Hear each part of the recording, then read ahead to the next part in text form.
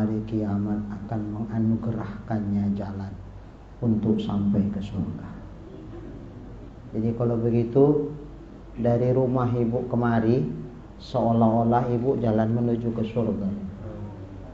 Karena majelis taklim ini sama seperti taman-taman surga. Jadi kalau kita menuju ke surga, senang nggak Bu? Senang. Maka ibu datang kemari ini menyenangkan. Menyenangkan. Walau ustadznya agak terlambat sedikit, senang aja.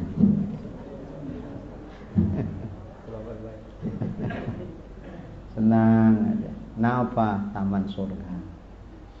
Jadi jalan yang kita tempuh ini jalan surga ini. Masa menempuh jalan surga suntuk? Sebaliknya orang yang berjalan menuju ke tempat maksiat, seolah-olah ia jalan menuju neraka. Harusnya takut ya. Harusnya takut. Na'udzubillah. Barang siapa menolong ia akan orang yang alim, yakni orang yang mengajar ilmu, atau menolong ia akan orang yang muta'allim. Muta'allim itu orang yang belajar ilmu. Alim yang ngajar, muta'allim yang belajar. Menolong orang yang mengajar ilmu atau menolong orang yang belajar ilmu, jikalau ada ia dengan kolam yang patah sekalipun. Pena, pensil, walaupun pensilnya nggak utuh, pensil patah, itulah dikasihkan. Kenapa? Mau nyatat? Iya, ada pula pensil aku. Padahal pensil patah nih dikasih. Walaupun cuman pensil patah yang dikasih, maka serasa-rasanya seolah-olah ia berbuat Ka'bah 70 kali. Masya Allah. Sama seperti yang membangun Ka'bah 70 kali. Masya Allah.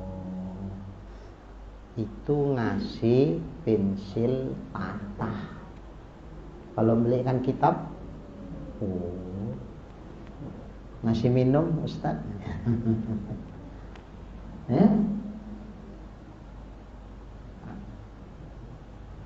Ini pahala reja besar kali nih, Ja. Ngasih Ustaz minum. Ini air putih, Bu. Ini susu ini, Bu. Cuman kalau susu saya aja. Dia itu ngasih pacitan. Kalau orang Jawa bilang pacitan, makanan. Nah, habis ngaji dikasih makanan kita. Insyaallah kalau ikhlas lah ini jalan surga yang luar biasa. Mau cuma ngasih pensil patah saja, sama kayak membangun Ka'bah 70 kali. Pensil patah, apalagi ngasih makan, si minum. Ini buat fasilitas seperti ini. Pak Adi, kalau ini dibikin rumah sewa kan 1 tahun bisa berapa nih dunia? Berapa aja? 7 juta. 2 pintu ini dah 14 juta. Tapi nggak dibikin, justru untuk bikin ngaji. Insyaallah nanti di surga lebih dari 7 juta. Jadi mudah-mudahan disampaikan pahalanya juga buat almarhum Bapak Haji Husein, Bapak Jainuri, dan orang-orang yang terlibat jasa di pengajian kita ini, insyaallah.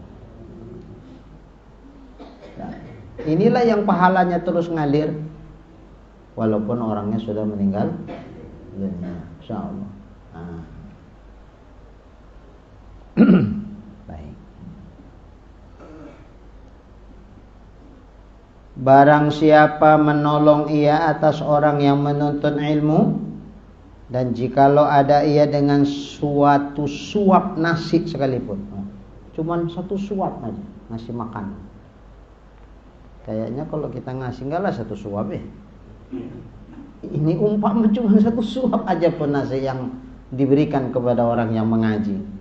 niscaya diberi akan dia oleh Allah Ta'ala pahala seumpama bukit Uhud. Masya Allah. Satu suap Pak Sampurno, pahalanya sama kayak satu bukit Uhud. Kalau satu piring berapa itu? Insyaallah sepantasnya kita cemburu sama Reza. Reza aja yang dapat nih. Nah, nih dipadakanlah hadis-hadis ini menyatakan keutamaan daripada ilmu dan belajar ilmu. Nah, kita masuk bab yang kedua tentang fi fadilati qauli la ilaha illallah. Keutamaan atau kelebihan atau fadilah mengucapkan kalimat la ilaha illallah. Harapannya setelah kita tahu besar fadilahnya, inilah ucapan harian kita. Inilah yang membasahi bibir kita. Inilah yang membasahi kerongkongan kita.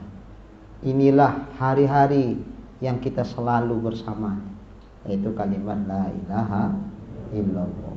Setelah tahu termotivasi.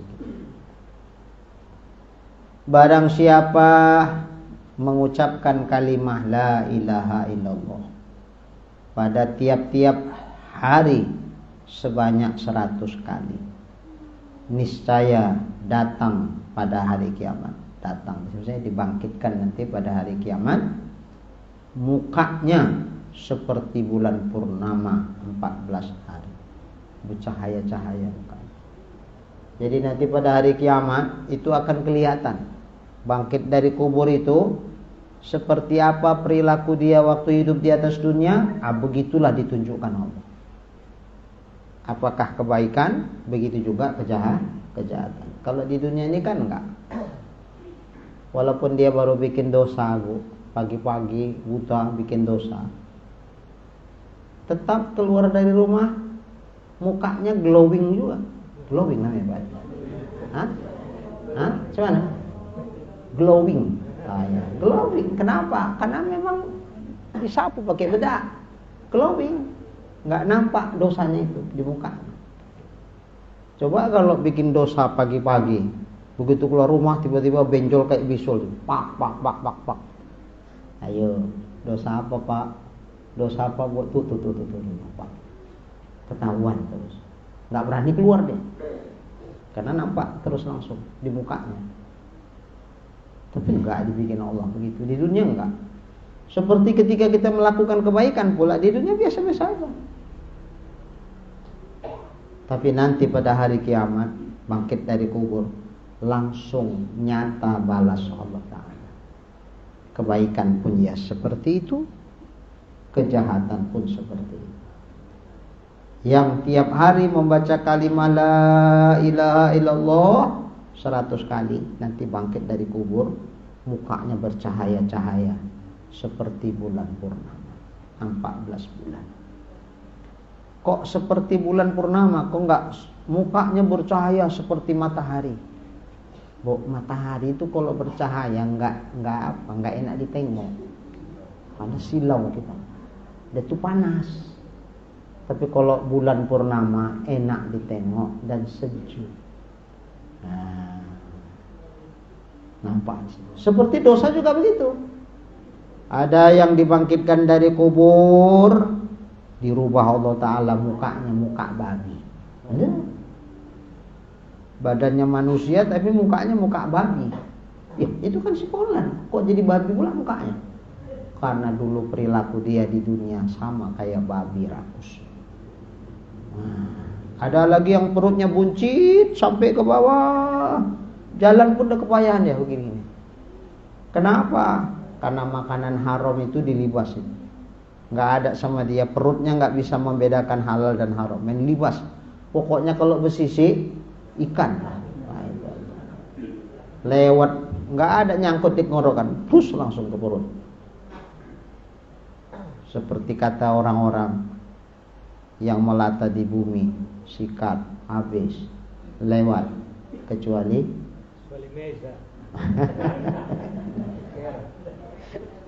Jadi kapal selam ini. Nah, itu pun karena dari besi keras. Kalau kayak ongol-ongol tewas juga itu kapal selam tuh. Begitulah kata orang-orang. Yang macam begini nanti ditunjukkan Allah.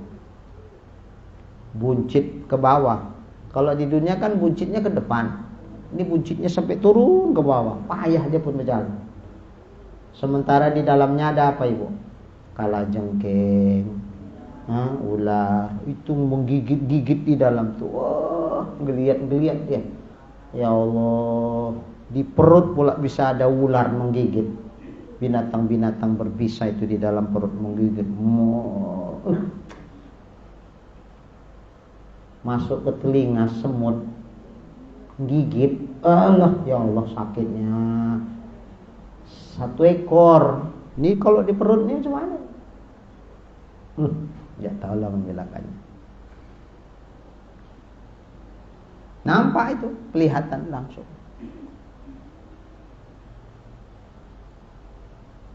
Nauzubillah. Dan dalam hadis bermula selebih-lebih zikir. Maksudnya apa? Seabdol zikir kalimah la ilaha illallah. Banyak kalimat zikir, tapi dari sekian banyak kalimat zikir yang paling abdol kalimah la ilaha illallah. Kenapa? Karena itu kalimatut tauhid, kalimat yang menyatakan pengakuan kita bahwa hanya Allah Tuhan kita, selain Allah bukan Tuhan. Pengakuan kita ya, bukan menyatakan tentang keesaan Allah. Pengakuan kita. Orang yang mengucapkan kalimah ini berarti dia mengakui bahwa ilah itu cuman Allah, selain Allah bukan ilah.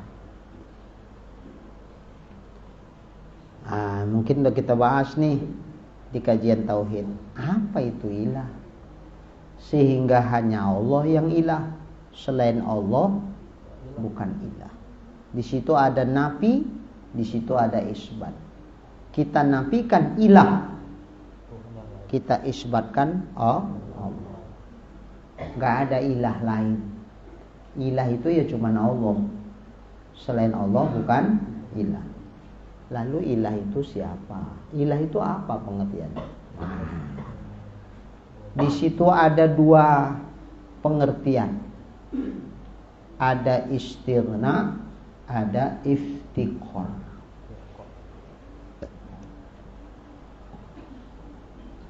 Apa istighna? Istighna di situ dia tidak berhajat kepada siapapun dan apapun.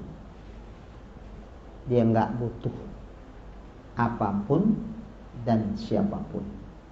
Itu namanya istighna. Kalau iftiqar, selain dia semuanya tanpa terkecuali berhajat kepada dia. Sementara dianya tidak butuh kepada apapun dan siapapun selain dia. Siapa itu yang macam begitu? Allah. Adakah selain Allah yang begitu? Enggak ada. Hanya Allah sajalah yang dia maha kaya. Makna maha kaya di situ tidak butuh kepada apapun dan siapapun. Dan hanya Allah sajalah yang selain dia tanpa terkecuali apapun dan siapapun semua butuh kepada dia. Adakah selain Allah yang punya makna itu? Tidak ada. Kalau begitu, tasdik dalam hati kita, benar ya Allah, ilah itu cuma Engkau, selain Engkau bukan ilah. Kalau udah paham, kalau guru saya dulu bilang gini, berzikir jangan berpikir. Sebelum berzikir, berpikir. Pahami dulu makna yang mau kita ucapkan. Setelah duduk paham, ada ilmu kita di situ. Baru setelah itu kita jadikan dia zikir kita.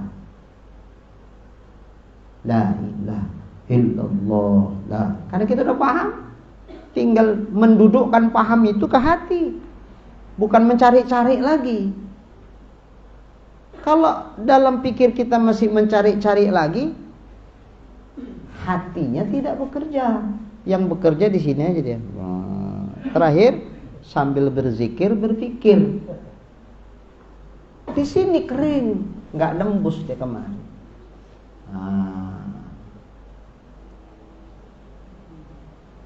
Maka sebelum jadi zikir, pahami dulu. Di situ kalimatnya apa? Fa'lam. Nah, di Quran kan gitu. Fa'lam annahu la ilaha illallah. Ketahuilah olehmu. Bukan pakrok katanya, bukan bacalah, bukan. Fa'lam, ketahuilah. Maksudnya apa?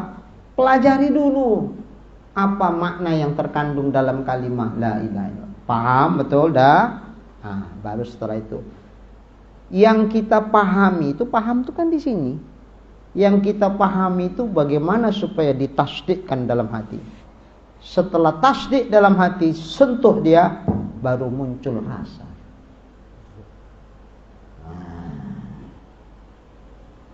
Jadi rasa itu kayak orang bikin sumur, korek. Jadi zikir yang kita baca itu, la ilaha illallah, la ilaha illallah, la ilaha illallah. Kayak gali sumur. Mau gali manual, pakai sekop, atau model pakai orang sumur bor. Mula-mula kan nggak ada airnya, ngorek aja. Begitu sampai ke mata airnya, barulah keluar airnya. Di hati kita begitu. Kalau belum sampai ke mata air hati itu, nggak muncrat dia, nggak ada titik sentuhnya. Tapi kalau sudah sampai ke titik mata air hati itu, ada titik sentuhnya. Titik sentuh itu rasanya beda-beda, terserah Allah mau ngerasakan apa sama orang yang berzikir.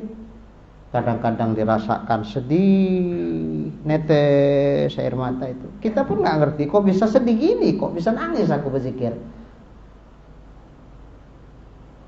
Bisa kadang terasa tenang, setenang-tenangnya. Ala bizikrillahi tatmainnul qulub. Nah, itu terserah Tuhan memunculkan rasanya apa. Nah, kayak herbalik juga Pak Sarul. Ada rasa stroberi, rasa coklat.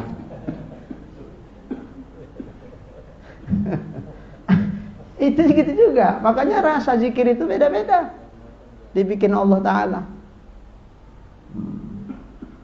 Tapi rasanya ada. Rasanya ada. Cemana sampai ke titik sentuh rasa itu? Pertama pahami dulu. Kemudian setelah itu tasdikkan dalam hati yang kita pahami. Baru muncul rasa dari zikir itu. Ada yang nanya, Pak Ustadz, aku bikin sampai 1000 satu hari Ustadz, rasanya nggak muncul-muncul Pak Ustadz. Oh, saya bilang gini, sama Bu, kayak di rumah kita instalasi listrik kita. Nah ini bagian Pak Amir lah ini kan. Itu udah lengkap semua. Wayar-wayar, kabel-kabel dipasang semua, bolanya pun udah dipasang semua. Cetret, ya nggak hidup. Macam mana mau hidup? Kabel arus ke tiang itu belum disangkutkan. Dari mana api datang? Dari mana arus datang? Macam mana mau hidup api, lampu? Oh, jadi mesti disangkutkan dulu. Ya iya, arusnya kan dari tiang baru sampai ke apa namanya? Kalau dulu Mustang, sekarang apa namanya? Masih sama juga? Tiang itu tetap Mustang. Mustang ya. Sekarang kan model klaim saja, nggak pakai Mustang lagi. Itunya belum dipasang. Dari mana harus itu datang? Gimana mau hidup lampu? Oh, jadi mesti dipasang. Ya iyalah. Siapa masangnya? Ya kalau Bapak Pandi masangnya, pasang sendiri. Nggak bisa lah, awak nggak kerjaan awak itu. Nah, kalau itu panggil Pak Amir. Itu Pak Amir lah, kerjaan Pak Amir kan. Walah udah tua-tua gini mana pula manjat-manjat Ustaz. Jadi panggil anak buah, telepon. Tolonglah dulu pasangkan ini dulu. Pasangkan anak buah Pak Amir. Tak. Coba. Hidup kan? Tuk, hidup dia. Oh, berarti kalau gitu perlu bantuan orang lah untuk ngambil arus itu, Pak, supaya sampai arusnya ke instalasi listrik kita. Iyalah. Nah, kita nggak pandai masangnya. Kalau pandai masangnya pasang sendiri. Kalau nggak pandai orang lain lah. Inilah istilahnya, namanya tali robito. Robito siapa? Robito mursyid. Mursyid itu siapa? Ya itu yang nyangkutkan tukang listrik itu. Kalau di sini siapa tali robito mursyid itu? Ya guru yang menghubungkan hati kita kepada Allah. Ya tentu gurunya terhubung hatinya sama Allah. Kalau hati dia pun tak terhubung, macam mana dia bisa menghubungkan hati orang kepada Allah? Nah gitu. Sama juga kalau yang dipanggil Pak Amir yang bukan tukang listrik, sama saja. Apa Pak Amir? Aku suruh manjat begitu. Tidaklah ya. Aku belum bosan hidup, aku masih mau hidup. Terpegangku pula nanti salah. Gosong aku di atas. Kenapa? Karena dia nggak ahli. Kalau yang ahli kan sebentar aja udah selesai. Nah, siapa itu Ustadz yang masangkan itu? Itu namanya mursyid. Dialah robitoh, penghubung yang menghubungkan kita kepada Allah. Jadi kalau sudah ada dihubungkan kita kepada Allah Ta'ala, ya baru nyambung, baru arus itu pun sampai erat. Hidupkan, strek, hidup dia. Mesti gitu Ustaz. Ya. Dalam kitab Tanwirul Qulub yang dikarang oleh Syekh Muhammad Amin Al-Qurdi, beliau mengatakan, bukan hal mustahil jika Allah berkehendak, tanpa mursyid bisa seorang itu wusul ilallah, sampai kepada Allah. Dia sendiri nyambungkan kepada Allah. Bisa. Tapi adatnya tak begitu dibikin Allah. Adatnya enggak begitu. Adatnya untuk sampai itu mesti ada yang menghubungkan kita sama Allah. Itulah tadi guru, mursyid tadi. Nah makanya ya kita ya berbai'ah zikir lah. Ditalkinkan dulu.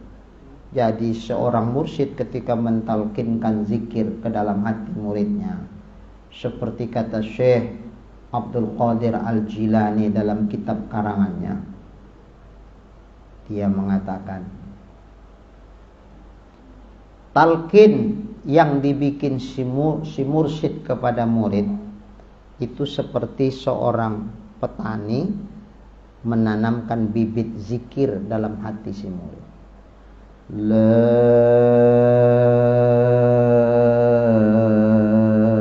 ilaha illallah.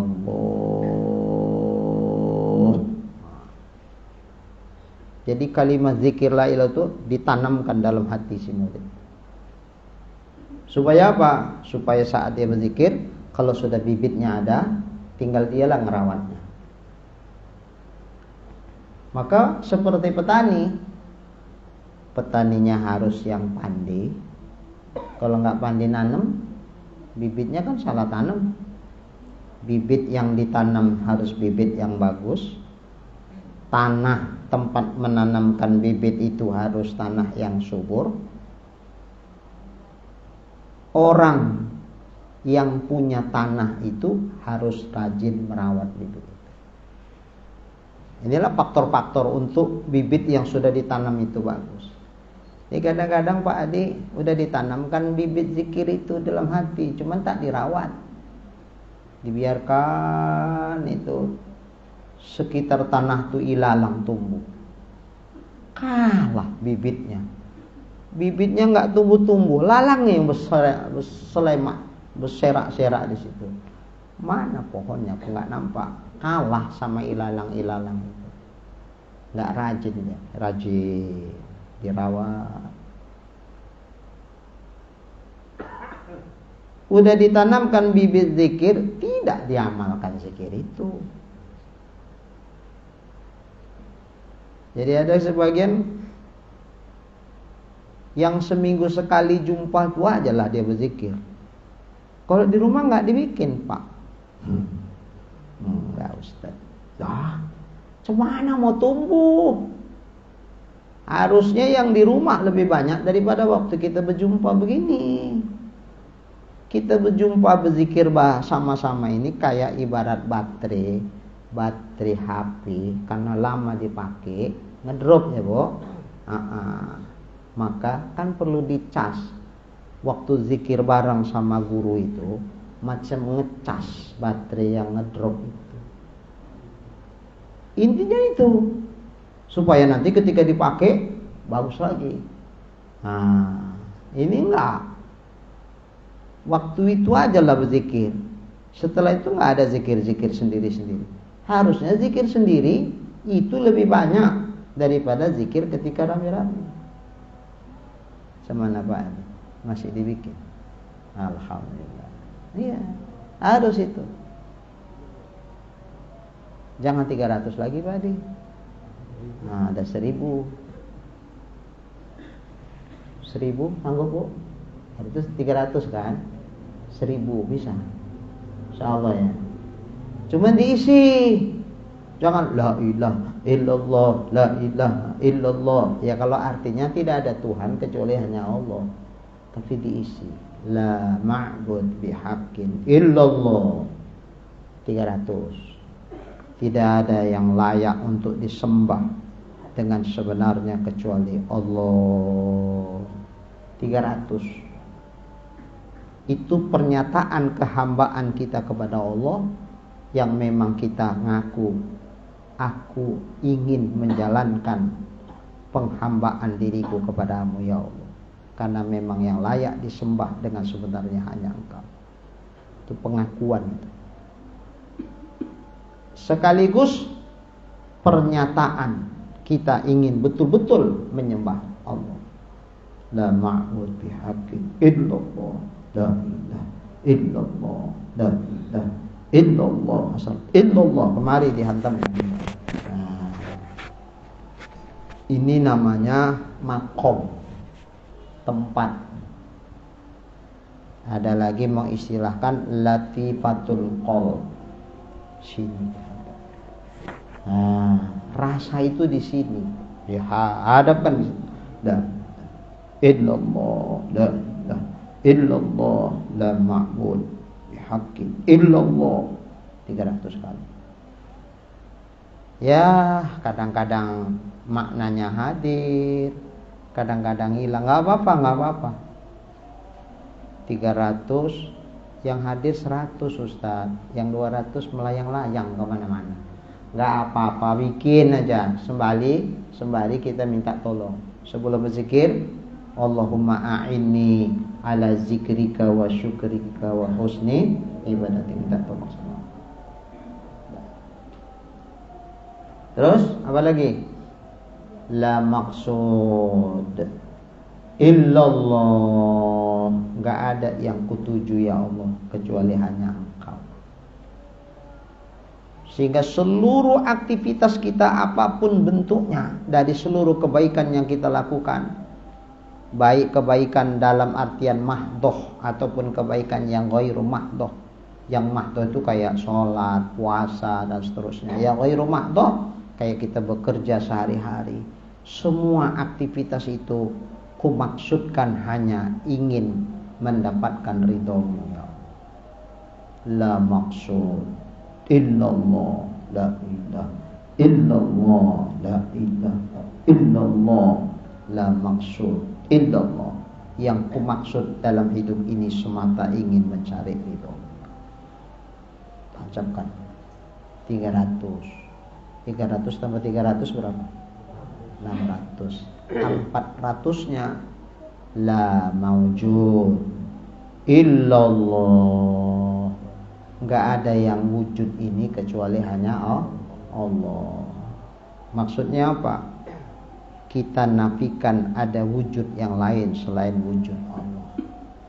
Dulu sebelum Allah menciptakan apapun, sebelum apapun ada, yang ada hanya Allah saja. Allah sudah ada, selain Allah belum ada.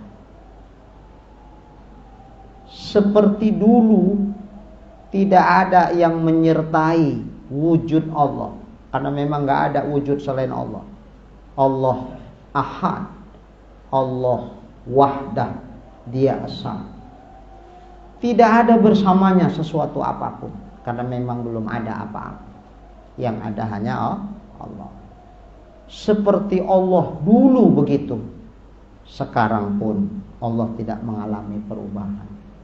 Karena yang berubah berarti Dia makhluk.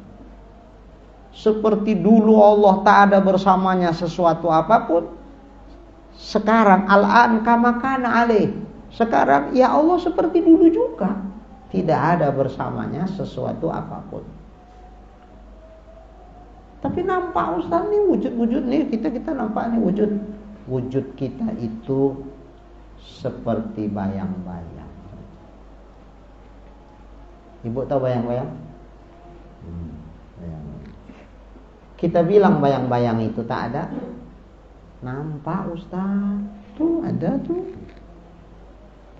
Kalau betul memang bayang-bayang itu ada, cak ibu sentuh. Adakah kita bisa menyentuh bayang-bayang itu? Berarti hakikat bayang-bayang itu ada apa enggak? Enggak ada. Dia cuma terlihat ada, tapi hakikatnya dia tidak ada. Itulah alam semesta ini yang diciptakan Allah. Itu seperti bayang. Kita mandangnya itu seperti bayang-bayang saja. Dibilang tak ada kelihatan, tapi hakikat wujudnya sebenarnya tidak ada. Dia wujud dalam genggaman kuasa Allah. Dia wujud dalam genggaman kuasa Allah. Jika Allah ingin memusnahkan, Dia pun tak berdaya untuk mempertahankan wujud diri. Begitulah kita memandang selain Allah. Maka wujud yang selain Allah ini layakkah kita jadikan andalan? Layakkah untuk kita jadikan sandaran? Layakkah untuk kita jadikan sebagai gantungan? Enggak. Maka kalau udah paham kita seperti ini, gantungan kita, sandaran kita tidak ada lain kecuali hanya Allah. Itulah makna la mawjud illallah. Itu tancapan nanti 400. Hilang-hilang timbul Ustaz. Enggak apa-apa. Umpama satu pun yang timbul, selebihnya enggak timbul, jangan berhenti berzikir. Masih lebih baik mulut kita berzikir walaupun hati tak ikut berzikir, daripada mulut dan hati sama sekali tak berzikir. Terus saja biar Allah sendiri menaikkan makom zikir kita dari yang tadinya mulutnya berzikir, hatinya tidak, sampai akhirnya Allah menggetarkan zikir dalam hati, sehingga hati kita ikut berzikir sebagaimana mulut kita mengucapkan kalimat zikir. Jangan bosan, terus bikin aja, terus bikin. Berapa Bu? 300 atau 1000? Nawar lagi. Iya, mesti didudukkan ini sesibuk apapun kita. Kalau enggak, nuansa batin kita ini kosong. Iya, betul. Kalau enggak didudukkan dalam hati kita ini, zikir ini, batin kita kosong. Ya sembahyang juga. Kebaikan kita bikin juga, tapi kosong ya.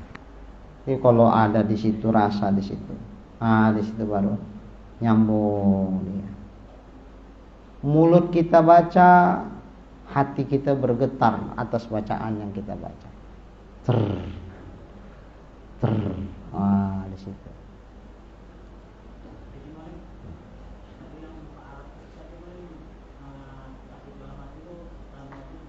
Ya. La ma'bud La maqsud illallah 300. La maujud illallah 400. 1000. Naik sedikit. Ya kan barang-barang itu kan makin lama bukan makin murah, kan makin mahal harga barang kan. Gitu juga lah zikir kita, nambahlah jangan nurun. Nanti udah terus satu ketika tidak 1000 lagi jalan 5000. Tapi nantilah sekarang 1000 aja. Nggak kerja? Enggak lah, masih kerja jal. Allah nanti kondisikannya. Ya Allah. Gimana Pak Sarul? Ya, insyaallah.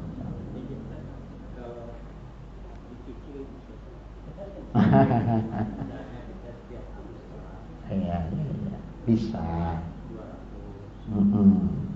Bisa. Cuman gini Pak Haji. Kadang-kadang ibarat mesin sudah mulai hangat dia. Jalan mesin itu udah tiba-tiba kita matikan, dingin baliknya. Itu biasanya bisa. Tapi kalau yang diharapkan tentu putarannya itu bagus dia. Jadi zuknya itu terasa. Ini udah mulai zuknya muncul, tiba-tiba kita berhentikan. Itu kalau bisa terus. 1000 itu kalau bisa sekali jalan. Kalau bisa. Cuman kadang-kadang kan kita suka nawar dengan kesibukan kita kan gitu. Kalau kita bisa dengan sebab kesibukan yang ini tergeser, kenapa enggak dibalik? Kesibukan dikurangi, ini bisa menggeserkan kesibukan. Sehingga oleh karena itu kesibukan kita pilih-pilih. Penting kali, enggak pala-pala penting. Ini pun enggak pala kali. Yang enggak pala penting ini coba di cancel aja. Itu di situ diletakkan. Tapi ini enggak bisa. Mana mungkin ku tinggalkan. Mana mungkin tak ku pegang kepala orang, kata Rizal. Mengharapkan dari anak buah aja, awak pun tak megang-megang, gawat juga nanti. Maulah tak terbayar nanti kiriman anak di pondok. Ya udah, itu kan berarti penting kali. Yang penting kali jangan tinggalkan. Tapi yang kurang-kurang penting Bu, ditukar untuk ini. Kan itu. Sama kayak ibu belanja. Duit cuma segini. Kalau semua selera awak mau dibeli tak cukup. Jadi gimana caranya ini? Dicatat. Ini penting. Ini penting kali. Ini enggak pala penting. Yang enggak pala penting cancel dulu. Yang ini. Kalau yang penting-penting kali, kayaknya cukup. Udah, itu aja dulu. Kan gitu belanja Bu ya. Jangan ada sebagian ibu-ibu yang tak penting-penting dibeli duluan. Giliran yang penting habis duitnya. Culah kalau kayak gitu. Gitulah kita menggunakan waktu hidup ini. Yang tak penting-penting kadang-kadang kita bikin, yang penting kali malah nggak kita bikin. Kan banyak yang tak penting kadang-kadang yang kita bikin. Sekedar belanja yang harusnya setengah jam siap, karena ngobrol tadi malam ada kasus, 1,5 jam terakhir. Ngobrolnya 1 jam, belanjanya setengah jam. Kan? Maka kita konsekuen. Ada cerita ini. Kenapa? Untuk zikir. Tapi jangan dibilang orang soal alim kali awak. Ya kok cepet kali Bu belanjanya? Ya mau zikir gitu. Itu kita aja itu. Masa dibilang. Oke. Jadi Abdul zikir kalimah la ilaha illallah, dan selebih-lebih puji itu alhamdulillah.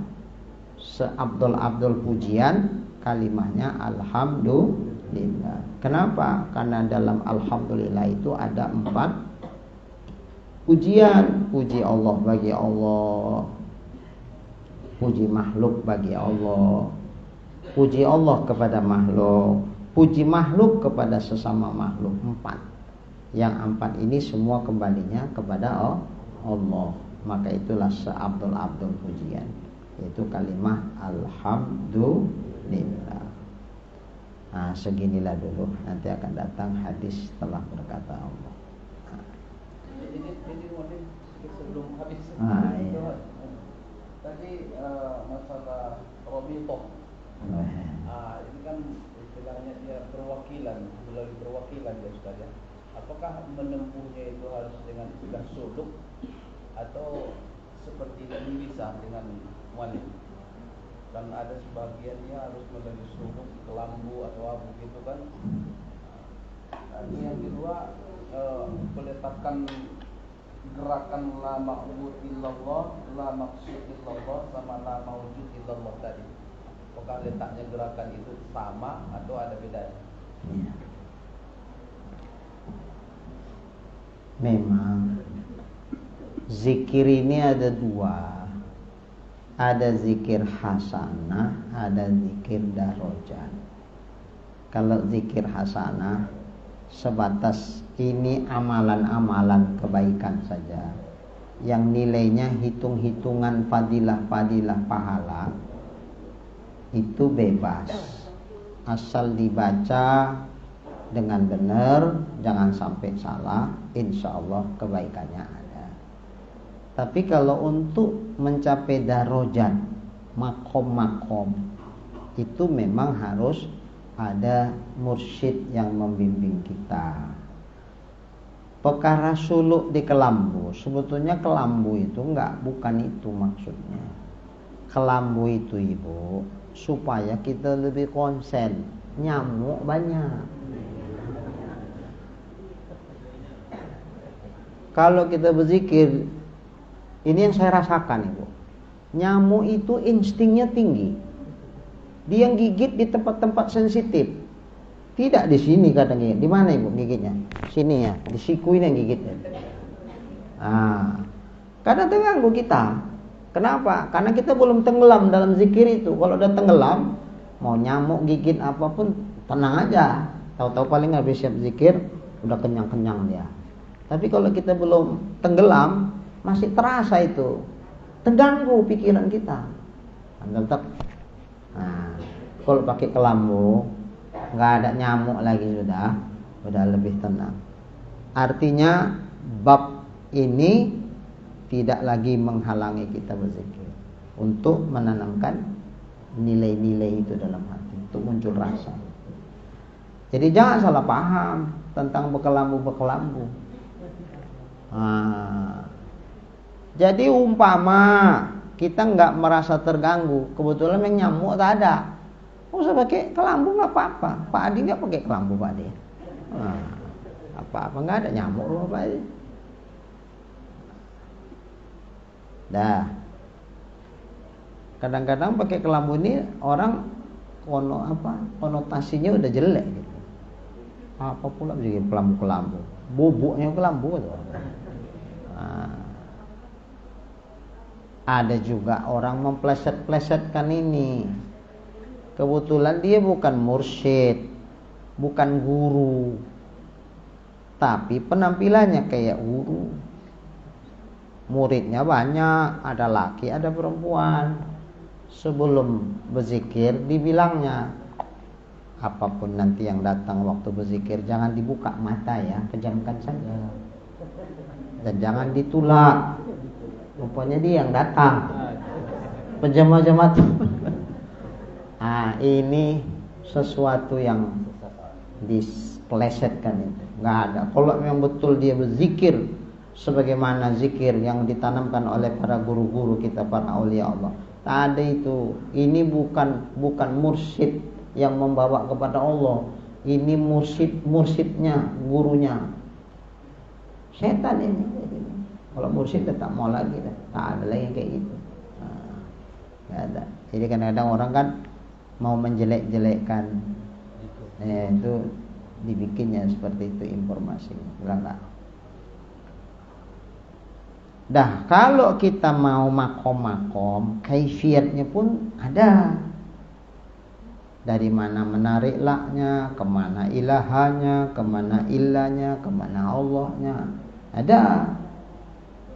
Nah, itu nggak bisa lah di tempat umum dibilang. Itu khususon lah. Khususon.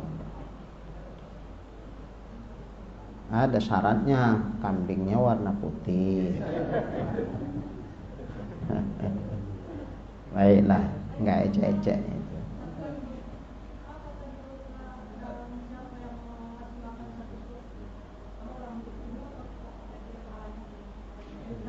Maksudnya apa ini, Bu? Iya. Yang Ibu tanyakan apa itu? Oh, apa tadi? Seumpama diberikan pahala kayak satu bukit Uhud, satu suap. Kalau satu piring, tentu lebih dari itu. Iya.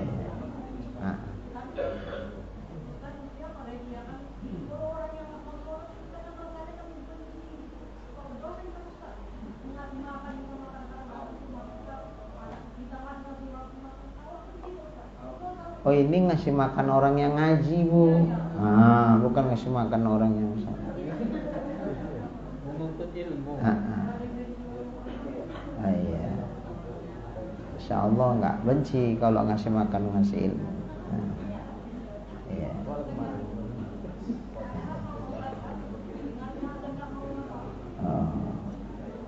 Iya. Nah, jadi itu tadi. Kalau mau tahu letak-letaknya itu khususan dia. Nggak bisa disampaikan di umum.